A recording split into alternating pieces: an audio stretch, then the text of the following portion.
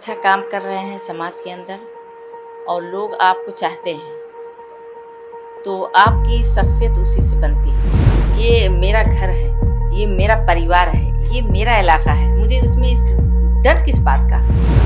और अल्लाह ताला मुझे अगर ये मौका इनायत किया है तो मुझे ज़रूर लगता है कि अल्लाह का इसमें कोई मकसद ज़रूर होगा, इसमें लिए मेरे लिए खैर और बेहतरी ज़रूर होगी।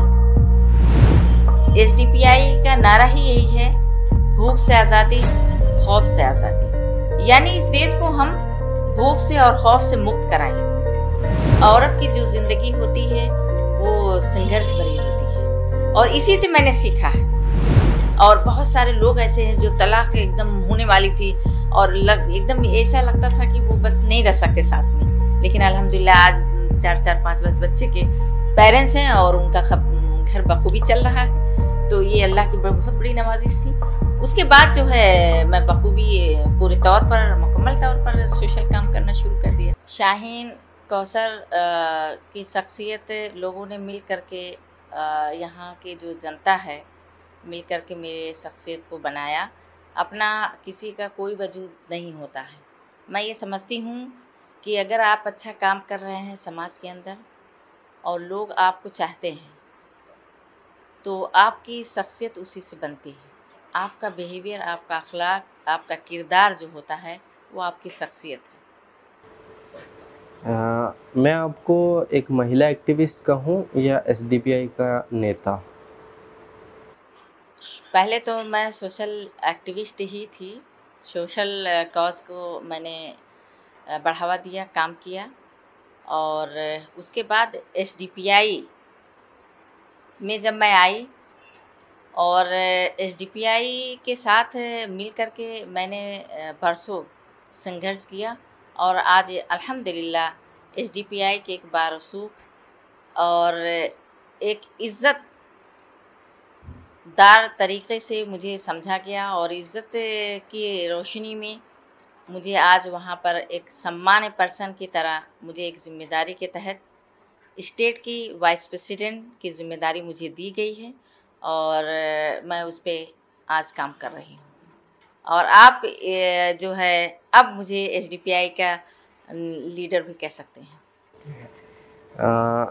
मैं अगर सीधा सीधा आपसे पूछूं, क्योंकि आप एक पॉलिटिकल पार्टी की नेता हैं, तो आपकी पॉलिटिक्स बाकी लोगों की पॉलिटिक्स से कैसे अलग है? देखिए, इसमें एक बहुत बड़ी वजह है। समाज में जहाँ आप रहते हैं वहाँ के जो मुद्दे हैं, अगर आपने अपने जो जिम्मेदारियाँ हैं घर की जिस तरीके से आप निभाते हैं उसी तरीके से आप अपने मोहल्ले, अपने पड़ोस, अपने समाज की जिम्मेदारियाँ भी बखूबी लेकर के चलने की क्षमता अगर आपके अंदर है तो फिर वो वही जिम्मेदारी लेकर के आगे बढ़ता है और वही आपका किरदार नुमाया होता है। और उसी तौर पर ये देखा जाता है कि आप कितनी बड़ी शख्सियत है या कितनी बड़ी नेता हैं। क्योंकि देखिए, हम जो है जब काम करना शुरू इंसान कोई भी करता है तो उसको कुछ इस बात का इल्म नहीं होता है कि राहें कितनी कठिन हैं और हमारी मंजिल जो हम जिस पे चल पड़े हैं वो आसान है, कितनी आसान है उसको कोई आइडिया, नो डाउट, बिल्कुल कोई आइडिया नहीं होता है। लेकिन जब ज़िम्मेदारी के तहत वो काम करना शुरू करता है और आगे जब बढ़ता है तो उसको खुद ब खुद इस बात का एक्सपीरियंस होता है। और जो ज़िम्मेदारियाँ समाज में फ़ेस कर रहे होते लोग हैं उसके साथ जब बैठना उठना उसका होता है और वो अपनी ज़िम्मेदारी समझकर घर के अंदर डोर टू डोर जाता है, क्योंकि एक महिला भी मैं हूँ। और इस नाते मेरा इतना साबका मेरी बहनों से, महिलाओं से, बच्चियों से मेरा पड़ा है कि शायद मैं लफ्ज़ों में अगर बयान करने लगूँ तो कई दिन लग जाएगा। राजनीतिक गलियारों में कहा जाता है कि इस देश में सबसे कठिन चुनाव होता है पंचायत चुनाव, या आप उसे आसान भाषा में कहें नगर पंचायती या पार्षदी का चुनाव, और आपने इस देश के सबसे कठिन चुनाव को चुना है, तो इसको किस तरीके से आप टैकल करेंगी? जिम्मेदारी तो देखिए जिम्मेदारी होती है और ये आपने बिल्कुल सही कहा कि बहुत जो है कठिन चुनाव है और इसमें उस तरीके की जो प्रॉब्लम्स है वो फेस करनी पड़ती है, क्योंकि हर एक इंसान जहाँ आप रहते हैं वो एक दूसरे को बहुत बखूबी जानता है। भले ही वो उसकी निगाहें कहीं ख़ता कर जाती है, चूक जाती हैं, जो आप काम कर रहे होते हैं और आपकी सोच कितनी ही डीप हो, उस लेवल तक आप पहुंचाना चाह रहे हैं अपनी बातों को, लेकिन सामने वाला जो हमारे साथ ही चल रहा है लेकिन वो नहीं समझ पा रहा है हमारी इस सोच को, तो उसके साथ रहकर और फेस करते हुए इसको एक्सप्लेन करना और इसमें एक तरह की ये लड़ाई लड़ना, ये अपने आप में एक बहुत बड़ा चैलेंज है। लेकिन मैंने इसको जो है, मैं चैलेंज इसलिए नहीं मानती हूँ इसको, क्योंकि जहाँ आदमी बरसों दिया होता है और जो है दिल से लोगों के साथ लगा होता है, अपना अपना परिवार समझता है, ये मेरा घर है, ये मेरा परिवार है, ये मेरा इलाका है, मुझे उसमें इस डर किस बात का, क्योंकि मेरी सच्चाइयाँ, मेरे जो फैक्ट हैं वो सभी लोगों ने देखा है। मुझे यहाँ के छोटे मुद्दे हों, छोटी मोटी ज़रूरियात हों या बड़े हों मुद्दे, या बड़ी बातें हों या बड़े सवालात हों या बड़े मुद्दे हों, उनमें भी मैंने कहीं पेश रही हूँ हमेशा। तो मुझे बिल्कुल रत्ती भर इस बात का डर नहीं है और मैंने अपने आप को अल्लाह के हवाले किया और मैंने यही अल्लाह ताला से ये कहा कि जिस संघर्ष को मैंने एक्सेप्ट किया है और जिस चैलेंज को मैंने एक्सेप्ट किया है, अल्लाह ताला तो बखूबी जानता है, अगर इसमें फैक्ट है, सच्चाई है, मुझसे काम लेना चाहता है तो जो है लोगों को बखूबी ये जो है समझ आएगी एक ना एक दिन ये बात। और अल्लाह ताला मुझे अगर ये मौका इनायत किया है तो मुझे ज़रूर लगता है कि अल्लाह का इसमें कोई मकसद ज़रूर होगा, इसमें लिए मेरे लिए खैर और बेहतरी ज़रूर होगी। अगर मौजूदा राजनीतिक हालातों को देखा जाए तो एक चीज़ तो बहुत अच्छे से समझ में आती है कि अब देश की राजनीति, चाहे स्टेट की राजनीति, वो मुद्दों पर आधारित नहीं रह गई है। कभी होता था कि मुद्दों की वजह से सरकारें गिर जाती थी, मगर अभी वैसा कुछ नहीं है। अभी असल लड़ाई रह गई विचारधारा की। तो आपको कैसे लगता है कि आप भाजपा की विचारधारा के साथ लड़ाई लड़ सकते हैं या आपकी पार्टी किस तरीके से उसे काउंटर करेगी? देखिए, सच्चाई की जो राह होती है, जो मंजिल होती है, कठिन ज़रूर होती है, लेकिन कामयाबी भी उसी को मिलती है, क्योंकि हम जो आवाज़ उठा रहे हैं या एसडीपीआई जिन मुद्दों को लेकर आगे बढ़ रही है और समाज के जो मुद्दे हैं आज, वो किसी से छुपा हुआ नहीं है। आज किसी भी समुदाय के लोग हों, हर कोई परेशान है और एक ही आवाज़ हर जगह से आ रही है और एसडीपीआई इसमें लगातार संघर्ष कर रही है और लगातार हर मुद्दे के साथ आवाज़ भी उठा रही है और जहाँ ज़रूरत पड़ती है वहाँ अपनी शिरकत भी दर्ज कराती है और लोगों को जिस तरीके की ज़रूरत पड़ती है वहाँ वो खड़ी अपनी मौजूदगी दर्ज कराते हुए मुकम्मल तौर पर सपोर्ट करती है। एसडीपीआई की विचारधारा क्या है, मतलब आइडियोलॉजी क्या है? देखिए, आइडियोलॉजी जो है, एसडीपीआई का नारा ही यही है, भूख से आज़ादी, खौफ से आज़ादी। यानी इस देश को हम भूख से और खौफ से मुक्त कराएंगे। ये आइडियोलॉजी है कि हमारे देश में रहने वाला हर इंसान आज़ादी की सांस ले सके। जो संविधान भीमराव अंबेडकर का बनाया हुआ संविधान है, उस तौर पर सबको राइट है, यहाँ पर इक्वालिटी है, खाने पीने की, बोलने की सबको आज़ादी है, सबको फंडामेंटल राइट्स हैं अपने अपने हिस्से की। वो जिस तरीके से चाहें आज़ादाना तौर पर अपनी ज़िंदगी गुजार सकते हैं और एसडीपीआई का यही मकसद है। सिर्फ एमएलए एमपी बनाना एसडीपीआई का मकसद नहीं है, बल्कि जो है देश को तरक्की याफ्ता बनाना और देश में रहने वाले लोगों के लिए, नौजवानों के लिए एजुकेशन प्रोवाइड करना और एजुकेट होना, हर फील्ड में आगे जाना, ये एसडीपीआई की आइडियोलॉजी है, ये एसडीपीआई का ख़ास मुद्दा है और इस पे वो बहुत ही बेचैन है। एसडीपीआई के लीडरान, और जहाँ ज़रूरत पड़ती है वहाँ वो जो है एसडीपीआई के लोग मिल करके बिला झिझक खौफ हो करके वहाँ पर अपनी शिरकत दर्ज कराते हैं। चाहे वो किसी तरह की कोई भी यहाँ पर देश के अंदर कोई भी मुद्दा हो, लेकिन बेखौफ ख़तर एसडीपीआई वहाँ पर हाजिर होती है। क्योंकि देखिए आज राजनीतिक पैटर्न जो चल पड़ा है कुछ दिनों से, जो है देश को जिस तरीके से कुछ लोग बेच रहे हैं और कुछ यही लोग हैं जो ख़रीद रहे हैं, जिस तरीके से नौजवानों को आज कमज़ोर बनाने की पूरी कोशिश की जा रही है, जाहिल बनाने की पूरी कोशिश की जा रही है, ये समझ लीजिए कि आने वाले वक्त में आने वाली जो नस्लें हैं उनको पैरालाइज़ किया जा रहा है। यानी उनकी आंखें खोलने से पहले उनको ख़त्म करने की जो पूरी साजिश हो रही है, ये जो है एसडीपीआई के लोग बखूबी इसको महसूस कर रहे हैं और इसी पर लगातार काम कर रहे हैं। आपने अभी अपनी पार्टी का नारा बताया, भूख से आज़ादी, खौफ से आज़ादी। तो आपकी नज़र में खौफ की डेफिनेशन क्या है? खौफ की डेफिनेशन आज आपके सामने है। आज आप ये देखिए कि विदाउट किसी रीज़न, किसी पे एलिगेशन लगाकर कुछ लोग आते हैं और एक जो है अपने तरीके का लिबास पहन करके वो आते हैं, अचानक हमलावर होते हैं और वो जो है ये नहीं देखते हैं कि वो आदमी के हालात क्या हैं और किस परेशानियों के तहत वो आज जो है मजदूरी कर रहा है और ये जो है अब ठेले लगा करके सामान बेचने की कोशिश कर रहा है ताकि उसके बच्चे सुबह और शाम उनको उसके आसानी से गुजरे।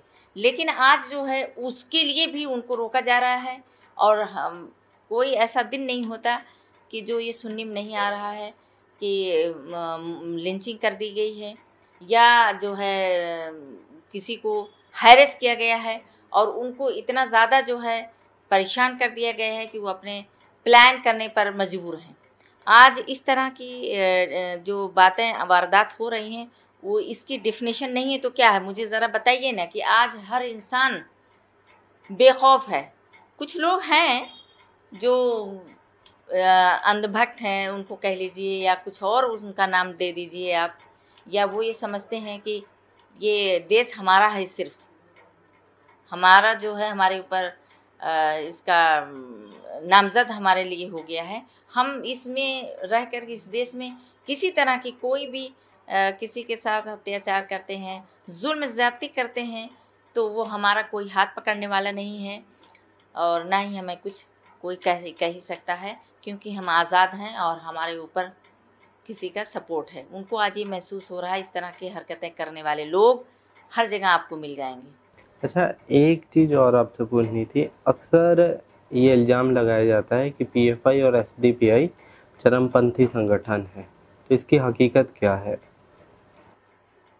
मुझे तो 10-12 साल एसडीपीआई में आया हुआ और मैंने एसडीपीआई के बैनर से बहुत ऐसे स्टेट में मुझे जाने का मौका मिला, लेकिन मुझे कभी ऐसा महसूस नहीं हुआ कि एसडीपीआई या पीएफआई का कोई ऐसा ताल्लुक़ है, कोई इतना अटूट रिश्ता कोई है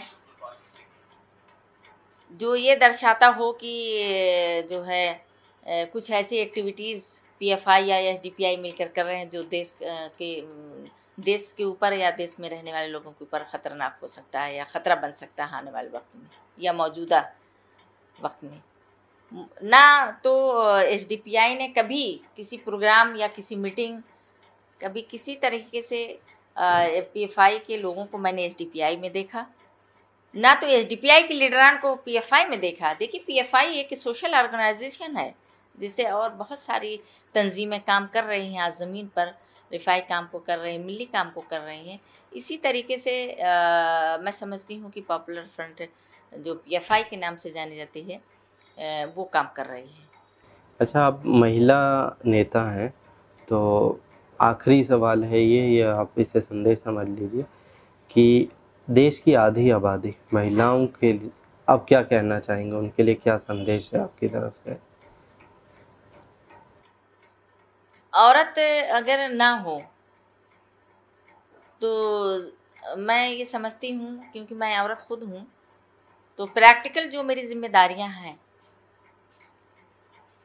शादी होती है, शादी के बाद जो है शौहर के साथ वो अपने अपने तरीक़े, अपने अपने तौर पर ज़िंदगी गुजारती है। लेकिन बहुत सारे ज़िंदगी में कंप्रोमाइज़ेस भी करने पड़ते हैं हर औरत को। और फिर उसके बाद जब बच्चे होते हैं, बच्चों के साथ जब ज़िंदगी आगे बढ़ती है, तो फिर उसके कहीं न कहीं जो है उसकी जो ज़िंदगी होती है, एक बदलाव की तरफ बढ़ती है।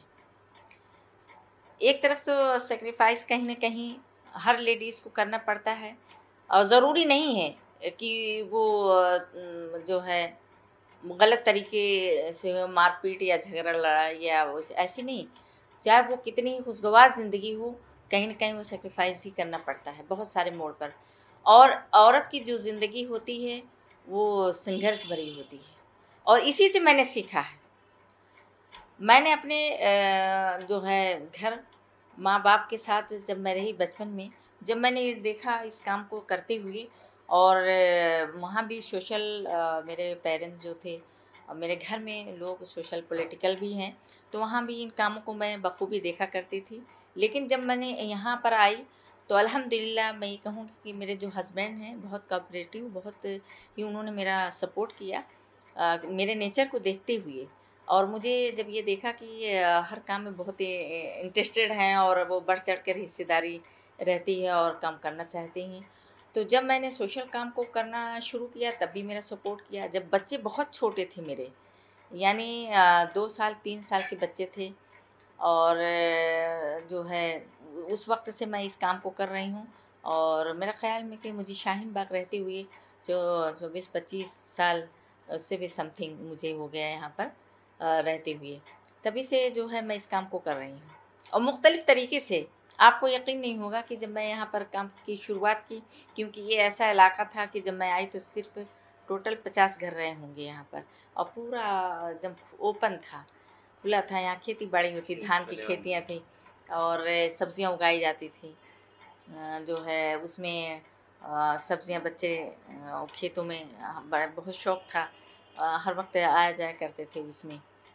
तो उस वक्त से मैं यहाँ रहती हूँ। और मकान जो बने हुए थे तो लेवल इतना नीचे था, रास्ता जो रोड था कि अगर संभाल कर घर के ना निकले इंसान तो वो जो है दांत भी टूट सकता था, मतलब इतनी ऊंचाई होती थी। लेकिन उसके बाद जो है बनते बिगड़ते शाहीन बाग को मैंने देखा है।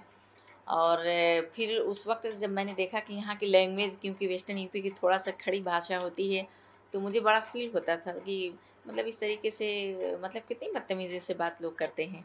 तो मैं कभी कभी रोने लगती थी, हस्बैंड से कहा मुझे कहाँ ला के आपने डाला, मतलब इस तरीके से लोग बात करते हैं। तो उन्होंने कहा भाई यहाँ की भाषा ही ऐसी है, और ये लोगों की गलती या कसूर नहीं है, हर इलाकाई वाइज जो है इस तरीके की वो ज़बान चेंज होती है, तो ये जो है उनका कसूर नहीं है। तो फिर मैंने कहा मैं क्या करूं कि उनमें जो है वो, मैं ख़ुद उनको जो है समझने लगूं बहुत अच्छी तरीके से, और वो ख़ुद मुझे जो है बहुत अज़ीज़ समझें और मेरी बातों को समझें, ताकि हमें यहाँ ज़िंदगी गुजारने में आसानी हो, मदद मिले।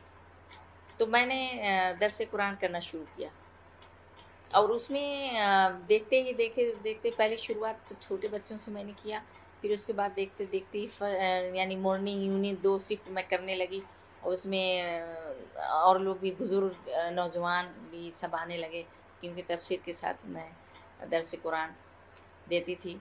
तो उसमें माशाल्लाह मेरा दिल बहुत लगा और लोग बड़ी इज़्ज़त करने लगे। और फिर उसके बाद कहीं न कहीं मेरे अंदर जो एक जज्बा था वो उभरना शुरू हुआ, और फिर सोशल काम में मैं फ़ौरन आ गई।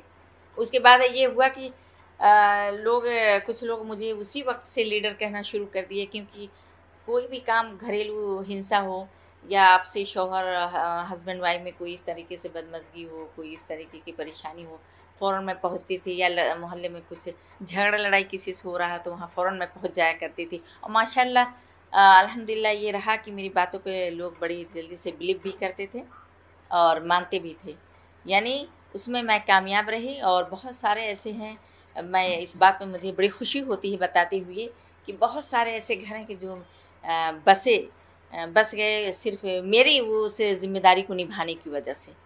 और बहुत सारे लोग ऐसे हैं जो तलाक एकदम होने वाली थी और एकदम ऐसा लगता था कि वो बस नहीं रह सकते साथ में, लेकिन अल्हम्दुलिल्लाह आज 4-4 5 बच्चे के पेरेंट्स हैं और उनका घर बखूबी चल रहा है।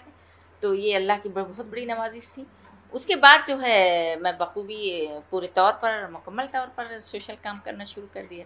फिर उसके बाद जो है SDPI जैसा मंच मुझे मिला, ये भी अल्लाह की बहुत बड़ी नेमत मैं समझती हूँ, क्योंकि SDPI जैसे लोग जो मुझे मिले और इस तरीके से मिले कि जिस तरीके से पेरेंट्स अपने बच्चों को उंगली पकड़ के चलना सिखाते हैं, तो वो भी एक तरबियत का एक पार्ट होता है कि उस तरह बताते हैं, सिखाते हैं कि आपको इस तरीके से काम करना है जिससे कौम की बेहतरी हो सके और जहाँ आप रहते हो वो जो है वो इलाका ऐसा इलाका हो कि जो है आइडियल बन सके और यहाँ के लोगों को सुकून और राहत पहुँच सके। इस तरीके के काम की जिम्मेदारियों को मुझे SDPI के लोगों ने बताया और मैं आज अल्हम्दुलिल्लाह SDPI के साथ हूँ और बड़ी इज्जत के साथ हूँ अल्हम्दुलिल्लाह। शुक्रिया, आपने ओखला पोस्ट के साथ अपने विचार साझा किए। शुक्रिया।